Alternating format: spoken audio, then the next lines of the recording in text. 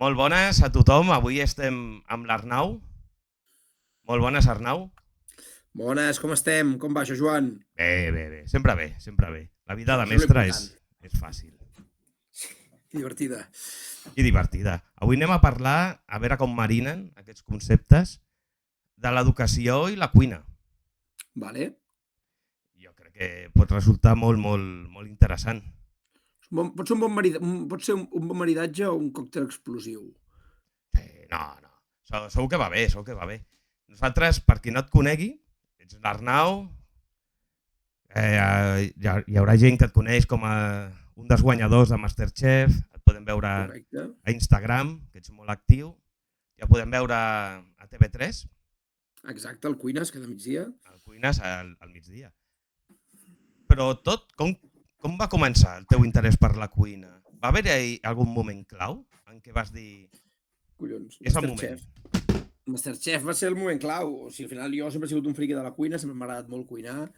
Jo cuinava molt a casa, però la meva formació és amb el món de l'empresa, tant acadèmica com professional, i fins als 33 anys no em foto en una cuina, jo. I tot arrel de Masterchef i de les ganes de voler-ho provar i de fer-ho, Perquè jo he anat visitant el teu Instagram, la teva web, i un dels teus lemes és de la terra al plat. Ens pots explicar?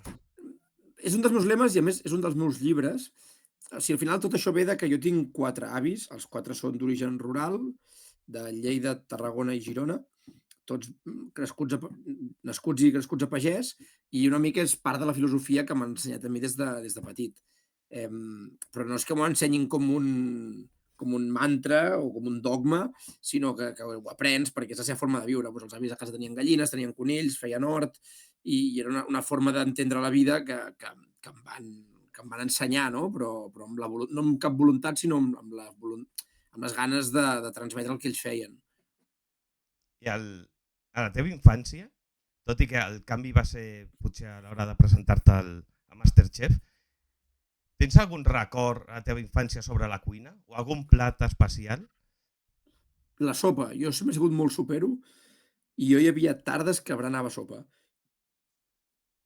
Era molt loco amb això, sí. Sempre m'ha agradat molt. Tu creus que el canvi et va canviar molt en el programa? Joder, i tant. Home, mira, avui estic aquí parlant amb tu, si no, no m'hauries trucat mai. Bueno, no, vés-te a saber. No crec. Si no, no crec que m'hagis trucat mai. Però sí, home, clar, al final la tele et fa això, t'ubica i després et permet, t'obre un món nou i a partir d'aquí pues, és un curro i coses que has d'anar currant-te i lluitant tu, sí. I ara, si ens endinsem al món de l'educació, tu creus que la cuina pot ser una eina educativa? S'hauria d'ensenyar la cuina a les escoles com a part del currículum? Evidentment.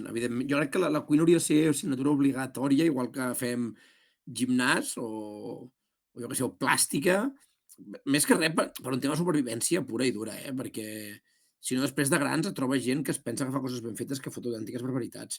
I per la seguretat alimentària i física d'un mateix i dels altres s'hauria d'ensenyar unes nocions bàsiques de cuina.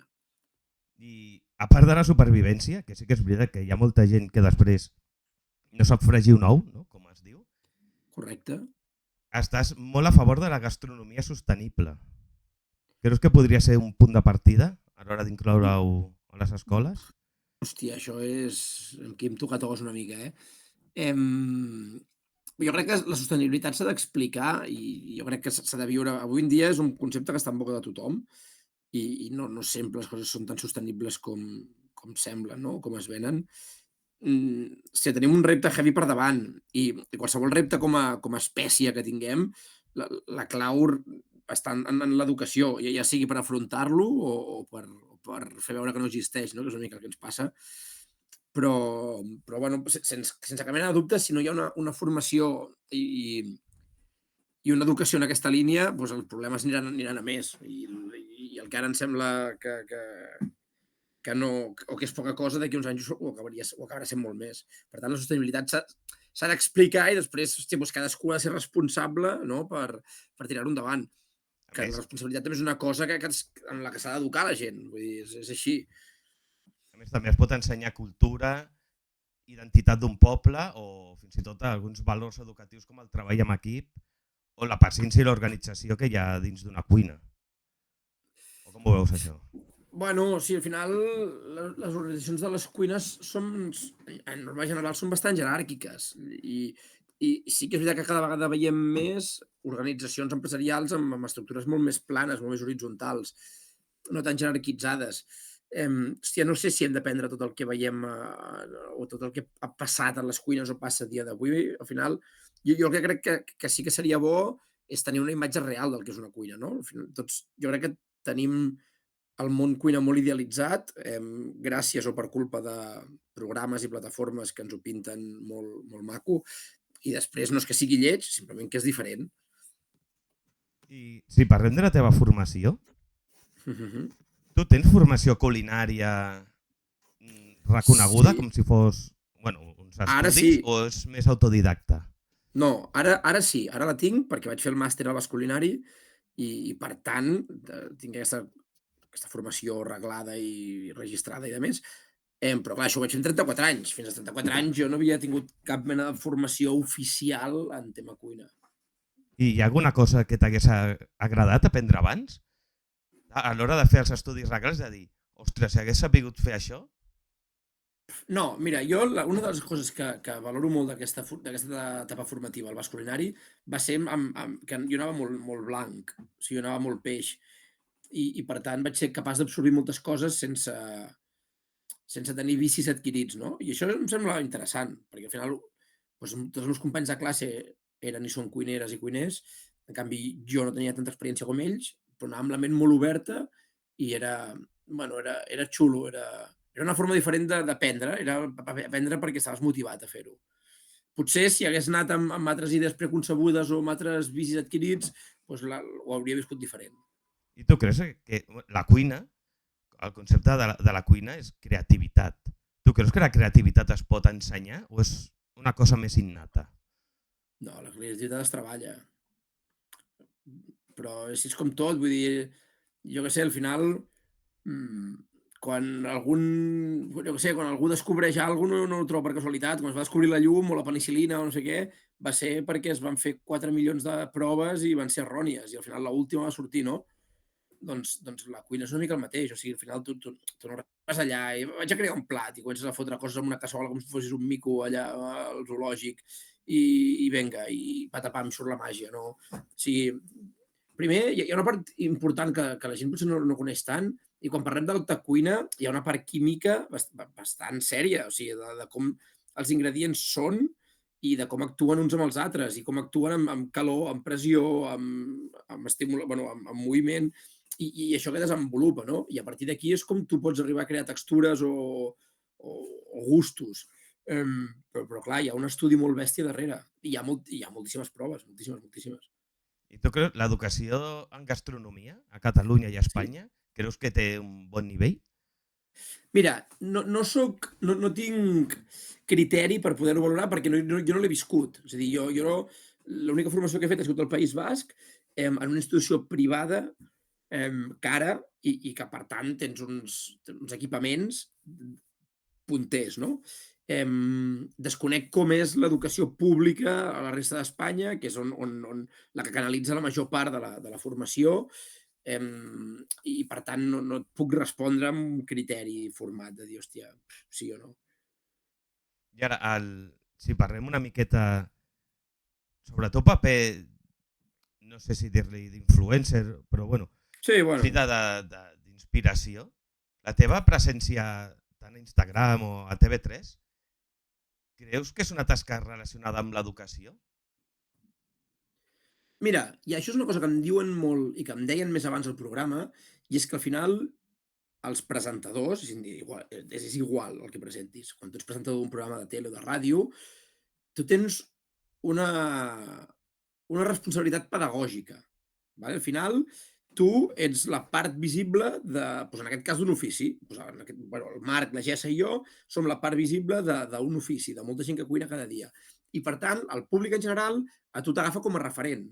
I si tu surts dient les patates són una merda, doncs molta de la gent que t'està veient ho agafarà com a vàlid. Hòstia, llavors, o hem d'anar amb compte, la gent que presentem, amb el que diem, no?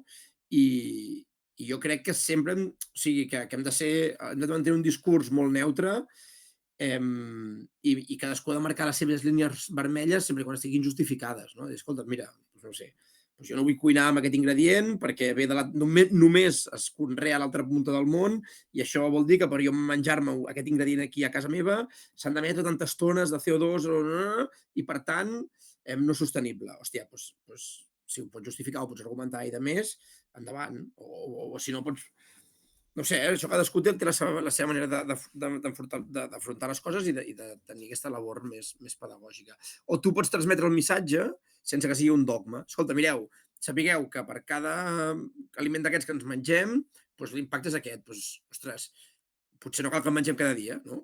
Hòstia, també agafarem un avió per anar de vacances i no és necessari. Doncs igual mengem-ne un cop cada 3 mesos. O, bueno, tu la informació l'has de posar a disposició del públic i el públic és qui també ho ha de filtrar una mica. Perquè una escola de cuina, t'has plantejat? Fer-la? Sí. Ni boig, tio. No, però ni boig perquè crec que no sóc el perfil. És a dir, siguem sincers, jo fa 4 anys que estic en aquest món i jo tinc companyes i companys d'ofici que porten tota la vida i que saben molt per un tema de bagatge. Al final, la cuina és un ofici. És com el que és com el que és fuster o el que és paleta o de més, que sap perquè hi treballa, perquè hi ha passat moltes hores, no? I aquesta és la gent que jo crec que té el coneixement necessari per poder formar la gent que ve darrere. Al final, no? Jo preferiria, hòstia, o sigui, muntar-la, mira, la monto des de la vessant més potser empresarial o la part més comunicativa que la piloto més i poder aportar la part de negoci dintre la cuina, que és amb el que jo em sento més còmode. Però després jo crec que la gràcia és tenir primeres espases. Jo quan vaig estar al Basc Culinari teníem profes molt bons amb moltíssim recorregut, que era la gent que realment aportava valor al contingut del màster. Ara, si ens centrem una miqueta al món de l'escola, Sí? no sé si coneixes molt el món de la cuina a l'escola.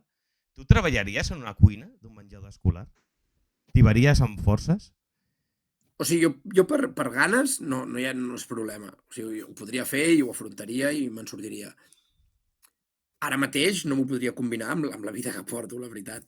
Però sí, és a dir, potser és el tipus de cuina és que és el que et deia abans. Al final, jo crec que a Catalunya, a Espanya i en el món en general estem molt enlluernats amb una alta gastronomia, no? Que veiem a Netflix, que veiem a Amazon Prime, però en veritat qui dona de menjar a la gent és un altre tipus d'hostaleria. És l'hostaleria de col·lectivitats, com que entraria aquesta dels menjadors escolars, residències d'avis, etc i la cuina dels bars de sota casa, tio. El bar Manolo que tens sota casa és qui està repartint menús com un boig cada dia amb uns escandalls al límit, no? I aquesta cuina queda una mica amagada. Queda, bueno, amagada, no és tan atractiva. I llavors, hòstia, és una cuina més desagraïda, tio, però desagraïda pel client, perquè al final tu fots uns macarrons i una escalopa i no ho penjaràs a Instagram i no diràs, hòstia, que bien, i no ho explicaràs al teu cunyat. Ara te'n vas al David Muñoz i se l'entrarà tota la teva família que has anat un dia a gastar-te 600 paus. Doncs, hòstia, fa rabieta, no? Ja, però tu creus que es pot ser creatiu amb les condicions que es donen a les dietes escolars? Tu creus que es pot ser molt creatiu? Que si no hi hagi sal, que si no hi hagi tal, el greix, la carn... Però què més creatius que aquests? O sigui, al final, no? Quan tens tantes limitacions, què més creativitat que aquesta? Que dius, hòstia, tinc aquí 4 coses i amb aquestes 4 coses ja fotre virgueries. I tant, hòstia, i tant. Jo crec que és... Al final, tornem al mateix. Veiem la creativitat com 4 tios impoluts apuntant amb una pissarra i dibuixant plats i no veiem com a creativitat pues jo què sé, tio, el que agafa un bròquil i s'inventa un cuscús, perquè històries així, no? Vull dir, collons, la creativitat està a molts nivells i en el dia a dia de moltes cuines d'aquestes n'hi ha per força. Perquè els hi deu passar, i segur, que dietes sense gluten, dietes sense làctics, dietes halal, dietes... Clar, hòstia, al final tenen el que tenen i han de ser resolutius. I per tu, quin plat no pot faltar en un menjador escolar? Els macarrons, tio. Els macarrons no podrien faltar mai.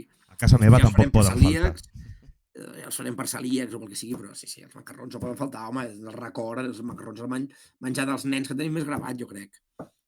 Ara anem a canviar una miqueta, anem Vale. a fer el tafaner i a fer unes preguntes diferents. Vale. Suposo que t'hauran preguntat moltes vegades pel teu pas, pel programa. No volem insistir molt, perquè segur que Vale. poden trobar les respostes a 1000 llocs. Però en quin moment vas decidir participar i per què? En quin moment vas donar el pas de dir vaig al càsting i el que surja? Pues em va apuntar un amic. Un amic em va apuntar i vinga, ximpunt, a volar, xaval. I això vam fer. I em vaig apuntar, bueno, ell em va apuntar, jo vaig anar-hi, evidentment, i va ser xulo, va ser guai, la veritat. I ens ho vam passar molt, bueno, m'ho vaig passar molt bé i va ser una experiència maca. I vas aprendre, a part de tècniques de cuina i tal, però vas aprendre alguna cosa realment important dels jutges o dels teus companys i companyes? A l'hora de treballar o de compartir moments? Bueno, vaig aprendre, vaig descobrir el que era la tele i bueno, va ser un descobriment heavy i m'ha anat bé. Jo diria que aquest ha sigut el descobriment més fort que m'ha fet a mi Masterchef. I tens alguna anècdota fora de càmeres que no hagis explicat? Que ens puguis... Hòstia, del programa? Del programa? Són moltes hores. Ja el programa ja en si ja dura molt. Moltíssim. Però suposo que ja està editat i que deuen ser moltes hores, no? Moltes. És que ara fa 4 anys no ho tinc tan fresc. És que ens havia passat de tot, ens havia passat mil i una històries. Bueno, jo què sé, jo me'n recordo que quan vaig entrar al programa estava tan atabalat que ma mare es va endur la cartera amb el DNI i tal, jo estava indocumentat, havia d'agafar un avió, havia de vindre ma mare amb AVE des de Barna a donar-me la cartera, bueno, un xou, tio. Això el primer dia, vull dir, coses que clar, t'agafa tan a contrapeu que no, que flipes. I parlant una miqueta de la vida personal influencer, tu ets molt actiu a Instagram. Tu com decideixes el contingut que penges? Tens alguna manera de decidir-ho? Bastant aleatori. Jo el que faig és quan tinc idees me les apunto en un Google Keep i després les baixo. O sigui, què tinc apuntat? Això, vale, què puc fer? Això, què em ve de gust? Quins ingredients tenen? Què és més fàcil? I quines receptes tinc més dominades? I vaig fent així. I el d'estar a cuines? Com va? Com notes l'experiència? És molt xulo. A part, hi ha dies que aprofito la recepta del Cuines per gravar-la a casa també. Que això és xulo. I projectes futurs? Tens alguna cosa que ens puguis explicar? Bueno, mira, d'aquí 4 mesos trec llibre nou on explicaré el que va ser per mi la vivència de Masterchef, com és deixar... Sí, es dirà A foc lent. Surt al març per vendre'l per Sant Jordi, on explicaré la vivència de sortir d'un entorn empresarial, ficar-te a la tele, descobrir què és la tele, sortir d'allà, fotre't amb una cuina professional i després acabar al món de les xarxes, totes aquestes històries, no? Doncs ho explicaré en concret, ho explico en aquest llibre, perquè ja l'he escrit, i surt ara d'aquí res. Que podries haver posat i que has acabat sortint al nostre canal. Ara ja anem tard, tio. És la cúspide, pel segon llibre. Ara ja està. Vale, mira, si n'hi ha un altre ja ho tindré en compte. Tu et sents més còmode a la cuina o davant les càmeres? Hòstia, jo em sento molt còmode cuinant davant de càmeres. És on més còmode em sento. És la combinació, no? Sí. I ara, per acabar, tenim 3 preguntes que ens va fer arribar la gent, que són una miqueta més diferents, totes.